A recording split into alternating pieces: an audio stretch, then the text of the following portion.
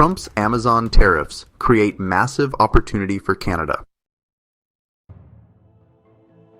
Amazon is quietly shifting its supply chain strategy, and Canada is the biggest beneficiary. Trump's expanded tariffs on Chinese goods have forced the retail giant to rethink its reliance on U.S. imports, and now our northern logistics hubs are looking mighty attractive. The reason is simple. Amazon is rerouting billions in trade away from costly U.S. ports, canceling deals with Chinese suppliers, and searching for safer, cheaper routes. This isn't just about shipping costs. Entire sectors, from manufacturing to warehousing, are suddenly pivoting toward Canadian infrastructure. But Ottawa needs to act fast to upgrade ports and customs systems or risk missing out. Across Canada, a logistics boom is underway. Ports in Vancouver and Montreal are seeing a surge in container traffic as global companies reroute shipments to avoid U.S. tariffs. This isn't a subtle shift, it's a dramatic rerouting of trade flows, and the evidence is everywhere. Warehouses in Toronto and other major cities are filling up fast, and companies are scrambling to secure space for new distribution centers. According to Amazon's own reports, 5 new logistics centers are opening in Burnaby, Calgary, Windsor, Ottawa, and Richmond Hill, boosting capacity by roughly 28% since April. By the end of this year, Amazon plans to hire 9,000 new staff across the country to keep up with demand. The reason for this boom is simple: importing Chinese goods through Vancouver, then moving them by rail or truck into the US under USMCA rules, can undercut direct US imports by double-digit percentages. US tariffs are driving up costs at American ports, while Canada's trade policies and geographic advantage offer a more stable and cost-effective route. That's why record volumes of goods are flowing through Canadian customs, with brokers reporting a sharp uptick in Amazon-related shipments. The backlog at major ports is growing, but Canadian infrastructure is absorbing the pressure for now. Canada's ports have spare capacity that U.S. West Coast terminals just can't match. While ships at Los Angeles and Long Beach face long waits, Vancouver and Montreal are moving containers through more quickly. Recent expansions, like the Centerm project in Vancouver and new terminals in Montreal, are paying off, giving Canada a clear edge as global supply chains look for reliability. This isn't a temporary fix. Companies are locking in multi-year leases on warehouse space and investing in new facilities. Amazon's rapid expansion is just the start. The country's rail networks, historically focused on moving oil, are now shifting capacity toward consumer goods. CP and CN have invested billions in upgrades to handle the surge, and the payoff is starting to show. U.S. protectionism may have created the opening, but Canada's stable trade agreements are what's locking in the gains. While Washington threatens to rewrite the rules, Ottawa is signing new deals with partners in Asia and beyond. The result is a logistics sector that's suddenly at the center of global trade. And the impact doesn't stop at ports and warehouses. The real test is whether Canada's manufacturing sector can capitalize on this moment, or if these new supply chains will just pass through on their way to American shelves. Manufacturing in Canada has not seen an opening like this in decades, as tariffs hit Chinese imports with duties as high as 145%. U.S. buyers are suddenly looking north for alternatives. Factories in Kitchener are switching over to produce Bluetooth speakers and smart home devices, products that, until now, came almost exclusively from Shenzhen. In Quebec, textile mills that sat idle for years are being brought back online to supply home goods and apparel. This shift isn't about nostalgia for old industries, it's about basic economics. When a Chinese-made microwave faces a 145% duty in the US, its price can more than double overnight, while a Canadian-made equivalent, facing only a 5% duty, becomes the obvious choice for American retailers. These are not hypothetical numbers, they're estimates based on the new tariff rates.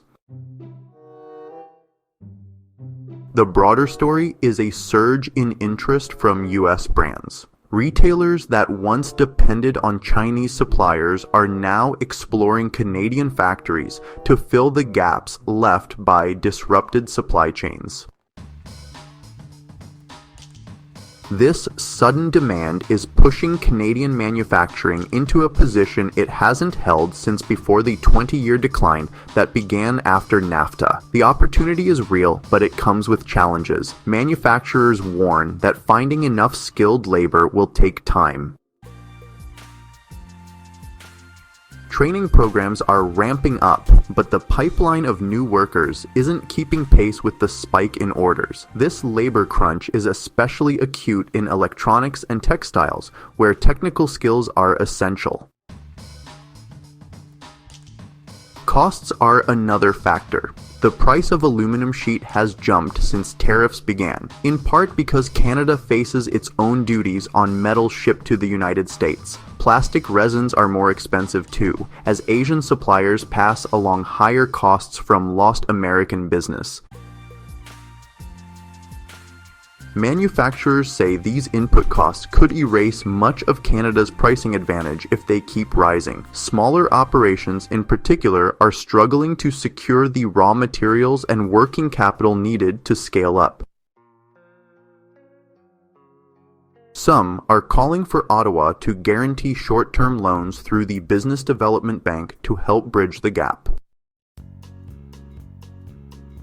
Trade rules are shaping the response. Under USMCA, any product with at least 55% North American content qualifies for duty-free access to the US-Canadian factories are using this to their advantage by assembling goods with a mix of local labor and imported components.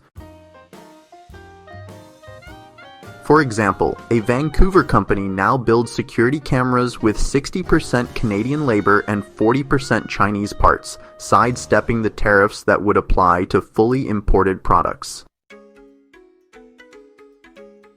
Quebec is leading the way with documented provincial investment. Last year, the government put $380 million into reviving the textile sector, and the results are already visible. 14 mills have reopened, creating 3,200 new jobs. One Montreal factory secured a $90 million contract to supply hotel linens that used to come from China. These are concrete gains, but the window may close quickly. Vietnam's exports to the US are up sharply as companies diversify their sourcing, and Mexico's lower wages keep it competitive. Canadian producers will need to invest in automation and scale to hold on to these new markets. The real wildcard in all of this is the consumer. Tariffs have pushed up prices on everything from clothing to electronics, and Canadian shoppers are noticing a rare shift. Amazon prices are dropping north of the border, even as US prices climb. This isn't a permanent discount. It's a temporary side effect of Amazon rerouting inventory through Canadian ports to dodge tariffs, creating short-lived deals on smart home devices, kitchenware, and more. When you see a $200 item in the US selling for $189 Canadian dollars in Canada, that's not a new normal. It's an estimate of how much tariffs can distort the marketplace before supply and demand catch up. Retailers are warning about the impact. The National Retail Federation called these tariffs attacks on consumers, and the price hikes are already hitting household budgets. Projections show baby car seats could jump by $100 in the US, while basic electronics may go up 15%. Footwear and apparel from Asia are also climbing. Canadians, for now, are shielded from the worst of it. Amazon told investors the firm is absorbing tariff costs to keep prices stable, but they admitted this strategy can't last. Eventually, those costs will show up in the price tag, and the gap between Canadian and US prices will narrow. There's another twist. Amazon's logistics algorithms are now routing some US orders through Canadian fulfillment centers whenever it saves money. American consumers are starting to notice these price differences and are exploring Canadian options, especially in categories where the savings are significant. For Canadian shoppers, the current oversupply in local warehouses means temporary bargains, but that window is closing fast. As inventory clears and demand rises, prices will adjust. Canadian manufacturers, meanwhile, are seeing both opportunity and risk. Their goods compete with imports that entered tariff-free, and some are already losing contracts when the cost advantage disappears overnight. Market volatility is the new normal. Analysts are tracking dozens of product categories where Canadian prices undercut US listings, but nobody expects this to last. The price advantage could vanish as soon as global supply chains adapt, or if tariffs are relaxed. At the same time, Canada's Single Window Initiative, meant to modernize customs processing, is behind schedule, causing delays and adding to the uncertainty for retailers and consumers alike. The government's response has been slow, and the fallout from these shifting supply chains is piling up. If Ottawa doesn't adapt its trade and logistics policies soon, these consumer gains could evaporate just as quickly as they appeared. Canada's trade policy is at a crossroads, and the next 18 months will decide if we can step up as the world's go-to supply chain alternative. The US tariffs threw global logistics into chaos, forcing companies like Amazon to cancel $400 million in direct shipments from China within months of the latest tariff wave. That disruption gave Canada a rare opening, but it's not enough to just be the next stop on the map. Ottawa needs to act, and fast, or watch this moment slip away to faster-moving rivals. First, port expansions can't wait years. Vancouver's Centerm project took 4 years, but that timeline is out of date. Montreal's Contrecoeur terminal is still years from completion, while demand is already surging. The government should fast-track digital manifest clearance and set up temporary container yards to handle the overflow. Canada's border technology lags behind global leaders, and when volumes spike, processing slows to a crawl. The Canada Border Services Agency is still rolling out its single window initiative, but it won't be ready until late 2025. That's too late for companies rerouting goods right now. In places like Rotterdam, AI-driven customs systems move tens of thousands of containers a day with near-perfect accuracy. Canada's manual checks just aren't built for this volume. Trade corridors need urgent attention. While Mexico's ports are seeing a surge in Asian imports, Canada hasn't moved quickly enough to lock in direct shipping routes from major Asian ports like Haiphong or Shanghai to Prince Rupert or Vancouver. Negotiating these corridors isn't just a good idea, it's a necessity if Canada wants to diversify away from US infrastructure. The CPTPP gives Canada tariff advantages over the US on thousands of product categories, but most businesses aren't using them because the routes and logistics aren't there yet. Labor shortages threaten to bottleneck everything. The Windsor-Detroit Tunnel moves $100 billion in trade every year, but there aren't enough customs officers for 24/7 operations. Trucking firms are reporting long waits at the border because staffing hasn't kept up with the new volume. If goods can't move, the whole supply chain advantage evaporates.